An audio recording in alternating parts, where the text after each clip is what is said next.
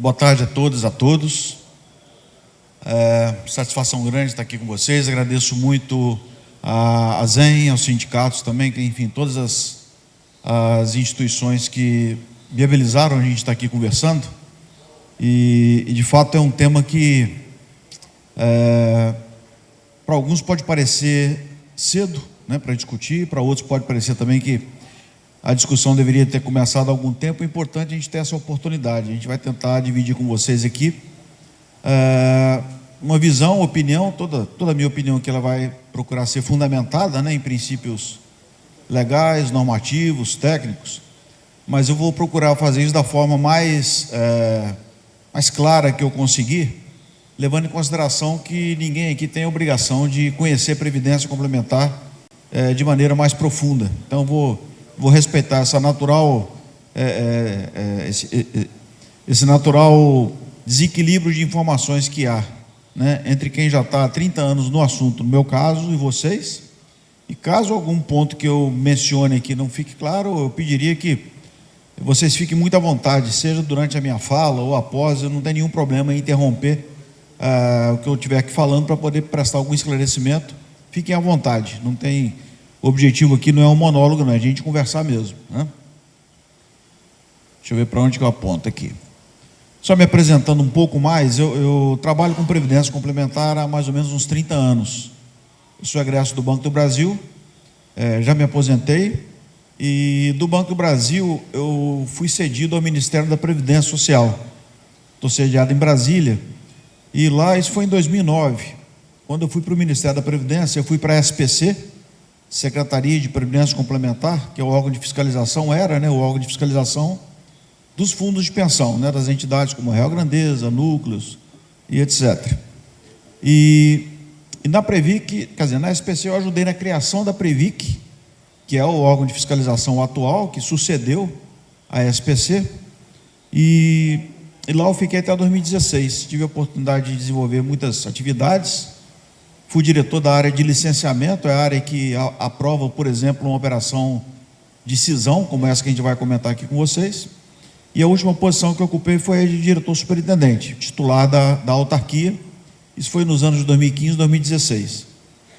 Antes de ir para a Previc, quando eu estava no Banco do Brasil ainda, eu fui dirigente de fundo de pensão. O Banco do Brasil tem um fundo de pensão chamado BB Previdência, que é utilizado por seus clientes. É diferente da Previ, que é o fundo de pensão dos seus funcionários, né, ao qual, por exemplo, eu estou vinculado. Então, eu cheguei a ser um dirigente que fui fiscalizado, né, pelo Estado. Eu fui o titular do órgão de fiscalização das entidades, e agora, desde 2017, eu estou na condição de consultor. Meu propósito aqui, basicamente, é dividir com vocês essa percepção múltipla que eu, de alguma forma, consegui aprender nesses 30 anos, mais a experiência em docência. Eu leciono na Fundação Getúlio Vargas, áreas de previdência, né, disciplinas de previdência, e a minha formação toda, economia e finanças, mas muito voltada, minha formação, para as questões relacionadas à seguridade, à previdência. Foi realmente uma escolha e, enfim, é isso que me traz aqui para estar conversando com vocês, tá?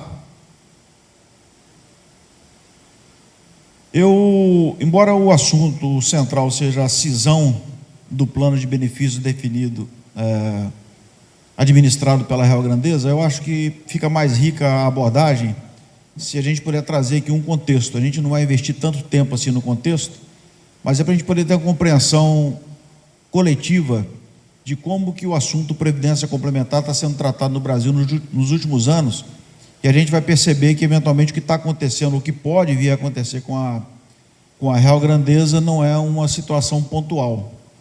A gente vai perceber que o sistema como um todo ele tem enfrentado esse processo. Então, eu pretendo comentar com vocês aqui sobre a organização do sistema, como que o sistema fechado ele se organiza no Brasil, falar um pouco sobre viabilidade econômica das entidades de previdência. Isso passou a fazer sentido a partir dos fatos mais recentes que eu digo na última década, né? Para quem trabalha com gerações, como foi mencionado pelo Otávio, uma década é só um recorte, né? Então, nessa última década, viabilidade econômica das entidades passou a ser algo relevante. A gente vai conversar um pouco sobre isso. E a gente entra, então, nas questões de processo de cisão. Claro que aqui eu estou tratando ainda sobre o aspecto mais conceitual e vou tratar especificamente da questão da real-grandeza. Em decorrência do processo de cisão, existem outros processos que eles podem acontecer, que são esses que eu menciono aqui, de transferência de gerenciamento de planos, fusão ou incorporação. Eu acho que é importante a gente compartilhar também essa informação, porque cada um desses processos também tem efeitos, que às vezes, pela simples leitura do que está na lei, na norma, e do que a gente acompanha, pode parecer que esses efeitos eles são aparentes ou eles são pequenos, e a gente quer dividir isso com vocês aqui, né? E, naturalmente, meu foco são os riscos que esses processos todos, cisão, transferência de gerenciamento, fusão e incorporação, podem trazer, particularmente para os participantes e assistidos.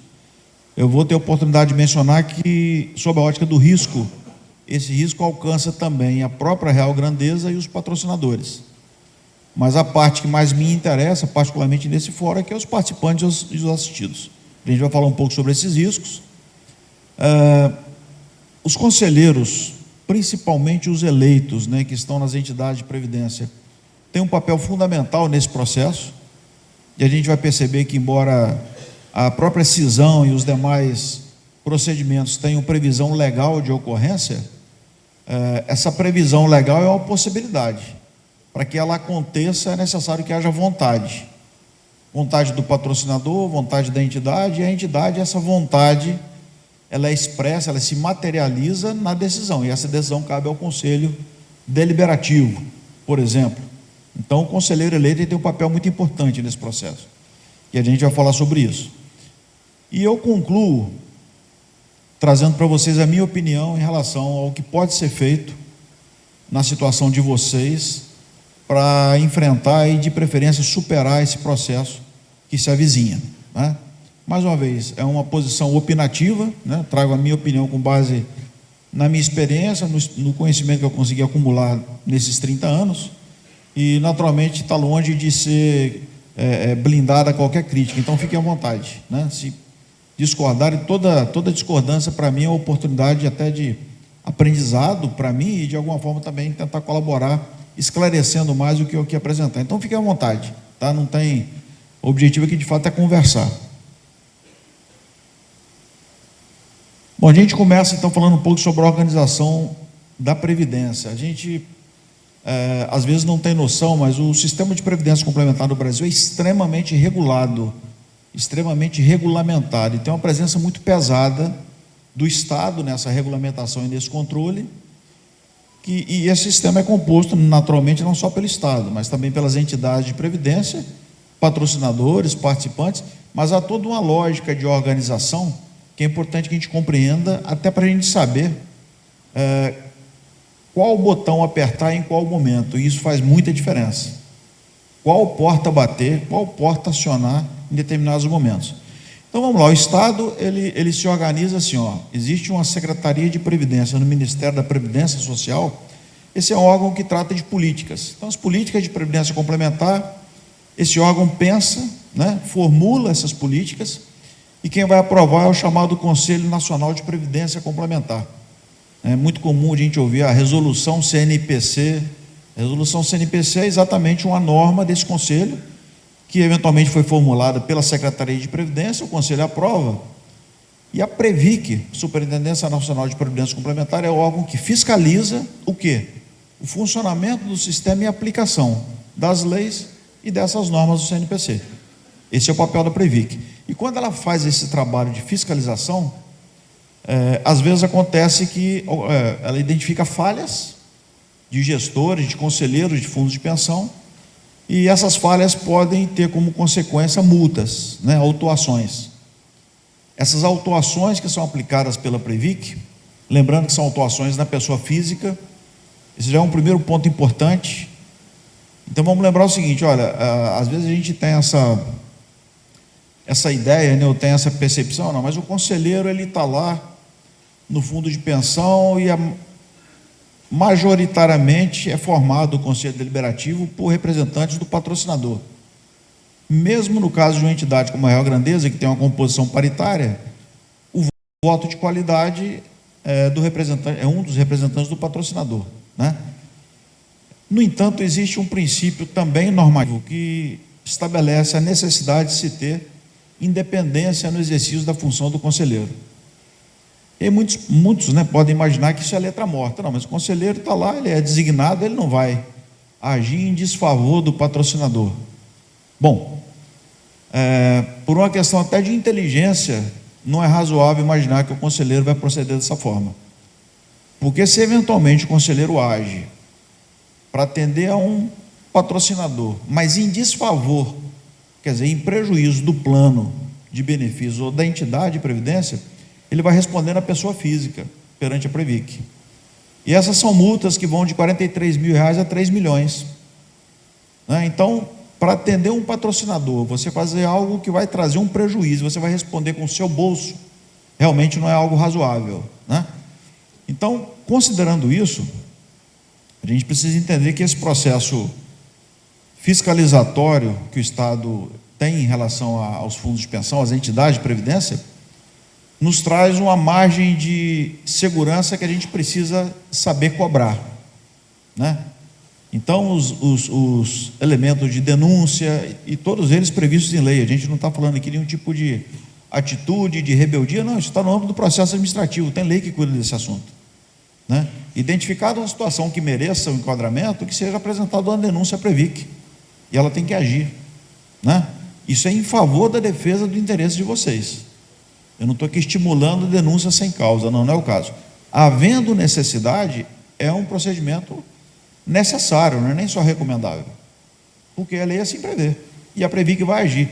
E ela agindo e eventualmente identificada uma falha que mereça uma multa para um dirigente, para um conselheiro, essa multa ela é julgada em primeira instância na Previc, mas existe uma segunda instância, que é a instância terminativa, quer dizer, feito o julgamento nessa última instância, acabou, você não tem mais espaço para recurso administrativo, né? Que é a chamada CRPC. CRPC é a Câmara de Recurso da Previdência Complementar. Então, o auto de infração ele é lavrado contra um dirigente, contra um conselheiro, e vai a julgamento na Câmara de Recurso. E ali pode ser, inclusive, revisto. Quase invariavelmente não é, porque esses processos são muito bem fundamentados. Mas a Câmara de Recurso é quem vai julgar, de fato, se vai haver uma autuação ou não. O Estado, ele se organiza, sim, para tratar o nosso mundo previdenciário. E esse mundo ele é composto, basicamente, pelas entidades de previdência e pelos planos de previdência, porque é em relação a esses planos, a essas entidades, que se vinculam os patrocinadores, instituidores, participantes e assistidos, né? E aqui a gente precisa entender assim, existem entidades que têm essa característica aqui, a lei chama de plano comum. O que é isso? Entidade que administra um plano, um único plano de benefícios, né? E existe outro tipo de entidade que ela é chamada de multiplano, é porque ela administra naturalmente vários planos de benefício. E esses planos, tanto esse aqui quanto esses, eles podem ser chamados de singulares. Isso é só para a gente dividir a informação, mas não tem nenhuma relevância. Singular porque tem um patrocinador, pode ser multipatrocinado, pode ter vários patrocinadores, né? Então, você tem, por exemplo, o plano BD, administrado pela Real Grandeza, que tem mais de um patrocinador. Tem, por exemplo, Furnas, tem, por exemplo, a Eletronuclear, né? Então, esse é um plano multipatrocinado, né? Não, mas a Real Grandeza, ela administra mais de um plano. Bom, então ela é uma entidade multiplano, ela está enquadrada aqui, né? Ela administra mais de um plano, planos multipatrocinados, e ela está enquadrada aqui. Tá, mas qual que é a relevância disso? Bom, a relevância disso aqui diz respeito a um ponto que eu mencionei anteriormente, que está relacionado à viabilidade econômica dessa entidade. É claro que se uma entidade de previdência ela administra um único plano, ela tem um negócio chamado concentração de risco financeiro, né? Se aquele plano deixar de existir, a entidade perde o objeto da sua existência também. A entidade de previdência não pode fazer nenhuma outra coisa, né, além de administrar planos de previdência complementar, está na lei. Então, se esse plano aqui acaba, a entidade também acaba. Mas mesmo que o plano não acabe, eu acho que fica claro que a entidade depende exclusivamente da capacidade desse plano em gerar recursos, gerar riquezas, para que ela possa se manter administrativamente. Toda entidade tem um custo existencial, custo para pagar a folha de pagamento dos seus colaboradores, para pagar suas demais despesas administrativas. Esse custo ele é pago, né, e é gerada a receita a partir desse plano. Bom, então a gente já sabe que uma entidade que tem vários planos, ela consegue de cara mitigar um pouco esse risco financeiro, porque caso ela perca um plano, ela tem outros 2, outros 3 que podem de alguma forma mantê-la. Então é uma entidade mais segura. Mas a segurança da entidade nos interessa enquanto participantes? Olha, sim, né? Sim, porque a entidade é o veículo, né, o agente que vai administrar o nosso plano de benefícios, que esse sim é o que nos interessa, é o que vai nos levar, é o nosso contrato previdenciário, né, o que vai levar a que venhamos a receber no futuro aquilo que a gente contratou hoje. É o bom trabalho da entidade que vai viabilizar isso. Então, se preocupar com a existência de uma entidade de previdência é fundamental, e com o plano de benefício naturalmente também, né? Então esse aqui é o desenho, né? O nosso sistema está organizado dessa forma, né? Grosso modo é isso. Então quando eu falo em viabilidade econômica, para a gente poder não ter dúvidas em relação do que a gente está falando, a gente vai ouvir falar em PGA, né? Plano de Gestão Administrativa, nada mais é do que um orçamento administrativo para fazer frente às despesas de existência da entidade. Então, um ponto importante, as nossas entidades elas são competitivas sobre o aspecto do custeio, do custo administrativo.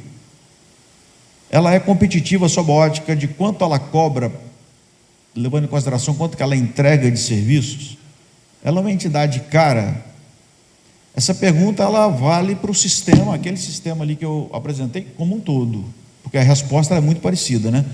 Vocês acham que o nosso sistema é caro ou é barato? Se vocês não tiverem noção, não tem problema nenhum, eu respondo, mas alguém tem ideia se é caro ou se é barato? É uma boa hora para chutar, pessoal, porque não está valendo nada, não está valendo nota, ninguém vai...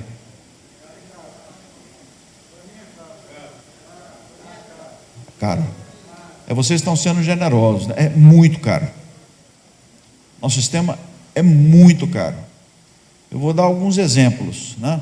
É porque o nosso sistema ele se vale de alguns paradigmas que acabam fazendo com que o participante assistido ele tenha acesso a mais informação, mas às vezes ele fique desinformado, né?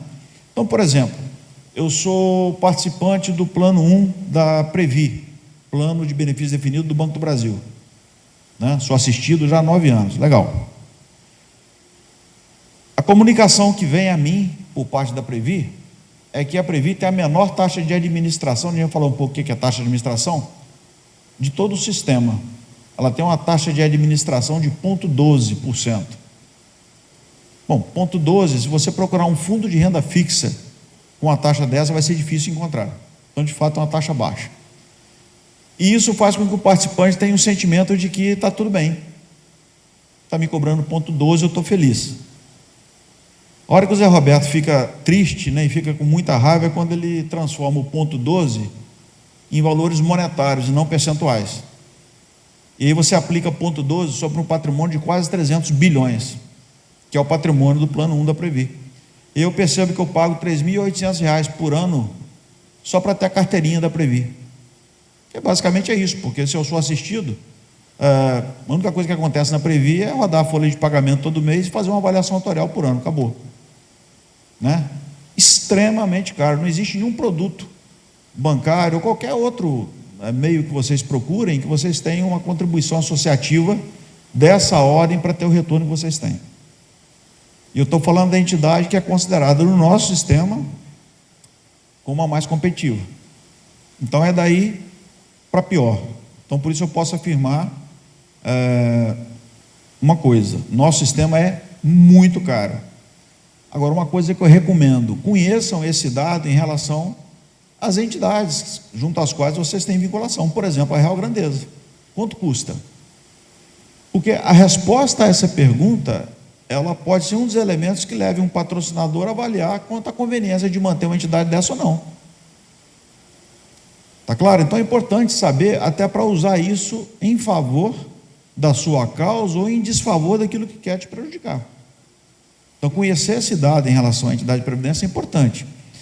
Então, é o seguinte, olha, quanto custa para manter a existência da Real Grandeza ou de qualquer outra entidade de previdência? Isso é o chamado PGA, é o orçamento administrativo, é quanto que tem de despesa administrativa para essa entidade simplesmente atendê-los, né, e existir, né? Um outro ponto que eu acho que é importante é assim, ó, comparem o fluxo de contribuições, quanto que essa entidade recebe de contribuições por ano, e considerem isso como uma proxy, considerem isso como se fosse uma espécie de faturamento, e procurem empresas de qualquer ramo no Brasil que tenham um faturamento similar, e dê uma olhada no custo fixo da empresa e compare com o custo fixo da entidade de previdência. Eu vou colocar entre 4 e 5 vezes mais cara a entidade de previdência, tá? Mas podem confirmar esse dado também. Isso reforça a ideia de que é caro, tá? Eu falei em taxa de administração. Existe uma outra taxa que é pouco utilizada, que é a taxa de carregamento. O que é a taxa de administração? A exemplo do que acontece com o fundo de investimento, aqui a lógica é a mesma. É um percentual do patrimônio que é utilizado para pagar a despesa administrativa. Quando você contrata um fundo de investimento junto a um banco, é a mesma coisa. Ele tem consigo uma taxa de administração, que é descontada na valorização das cotas e é utilizado para pagar despesas operacionais, administrativas do gestor daquele fundo. Aqui é a mesma coisa. Taxa de administração é um percentual que é descontado do patrimônio da entidade de previdência, do plano de benefício, no limite de vocês. Lembrando que o recurso, depois que sai do patrocinador, ele não é mais do patrocinador, ele é do participante, do assistido. E se o recurso está ali acumulado, qualquer taxa que você cobra daquele recurso, quem paga no limite é o participante e o assistido. Não é mais o patrocinador. Esse recurso deixou de ser do patrocinador há muito tempo, né? Então você tem a taxa de administração e você tem a taxa de carregamento, que é pouco utilizada. A taxa de carregamento, ao invés de você descontar um pedaço do estoque, aquilo que já foi acumulado, você desconta um pedaço do fluxo. Uma parte da contribuição que entra, ela é destinada para o custeio administrativo. Isso é pouco utilizado, por quê? Porque o estoque é muito maior do que o fluxo, né? Você tem muito mais recursos acumulados. O nosso sistema tem 1,3, 1,4 trilhão de reais. Não tem nenhuma outra indústria, nem bancária, nem nada que chegue perto desse valor. Então, qualquer percentual que você cobre desse estoque é muito mais relevante do que um percentual elevado que você venha cobrar do fluxo de contribuições. Por isso que se usa mais a taxa de administração do que taxa de carregamento. Mas ela é um percentual das contribuições. Em se tratando de entidades como a Real Grandeza, até antes, né, da privatização da Eletrobras, mas em se tratando de todas as entidades, né, e todos os planos que são patrocinados por empresas ou órgãos vinculados ao poder público, existe uma lei complementar em relação à qual essas instituições estão subordinadas, né, essas entidades, esses planos, que é a lei complementar 108, e ela traz duas métricas importantes em relação a esse custo administrativo aqui. Ela fala o seguinte, ó, não se pode cobrar mais do que 1% de taxa de administração, ou seja, não pode ser mais do que 1% do estoque de recursos existentes, ou 9% do fluxo de contribuições mais a folha de assistidos, que é entendido como taxa de carregamento. Então, existem dois tetos. E aqui há uma consideração importante. Primeiro, se uma entidade que administra um plano patrocinado por uma empresa ou um órgão vinculado ao poder público, e o orçamento, o PGA dessa entidade, em algum momento ultrapassa esses dois limites simultaneamente, essa entidade vai receber no dia seguinte uma portaria da Previc cancelando a sua autorização de funcionamento. Fica caracterizada que ela não tem capacidade econômica de existência. Então, o que acontece às vezes, para as entidades driblarem, evitarem isso, é o seguinte: elas observam um desses limites, mas não observam o outro. Então, ela trabalha às vezes na corda bamba. Então, existem entidades nossas que trabalham com taxa de administração superior a 1% ao ano. Mas como tem pouco fluxo de contribuições e ainda não tem uma folha de pagamento muito significativa, ela consegue trabalhar com a taxa completamente fora de mercado, mas não ultrapassa o outro limite. E com isso ela vai empurrando ineficiência, porque é caro, né? Então, existem esses limites que precisam ser observados pelas entidades, pelos planos patrocinados por empresas e órgãos vinculados ao setor público, né? E o que acontece assim, se a entidade ela vai receber, ao operar fora desses limites, uma portaria cancelando a sua autorização de funcionamento, isso quer dizer que há entidades que estão sendo extintas, porque há entidades que, nesse mar de ineficiência em geral, operam em limites completamente fora de mercado, né? Então a gente pode concluir que existe um processo de extinção de entidades que só tem duas alternativas à extinção: ou aumentam receitas administrativas, naturalmente, para poder fazer frente aos gastos, ou reduz a despesa administrativa, porque não tem alternativa, senão a extinção. E vocês imaginam o seguinte: imagina colocar para a Real Grandeza ou para qualquer outra entidade de previdência esse desafio: olha, você tem que aumentar a receita administrativa. Como é que você aumenta a receita administrativa na entidade de previdência? Você tem que ter mais participantes, administrar mais planos, ou fazer com que o participante contribua mais, o patrocinador contribua mais. Mas há um conjunto de regras e há mercado para isso, que é muito difícil que isso aconteça, né? Dentro de um mesmo público, você conseguir aumento de receita administrativa. Tá, então a gente pode partir para a redução das despesas administrativas. E aí a gente tem um outro problema. O problema é assim, ó. Primeiro que você tem uma certa inelasticidade dessa curva de despesa, porque a partir de um certo ponto você não consegue reduzir mais. Mas por que não? Não, porque você tem obrigações que são básicas. Você não pode deixar de fazer um balancete, não pode deixar de fazer o controle de arrecadação, não pode deixar de rodar a folha de pagamento, não pode deixar... Tudo isso é obrigação, não pode deixar de prestar contas para a Previc, que é um custo regulatório caro. Então você tem, a partir de um certo ponto, uma condição de rigidez, você não consegue reduzir mais o seu custo, tá? Então você tem limites também para esse nível de redução. Então, considerando isso, para muitas entidades o caminho tem sido a extinção.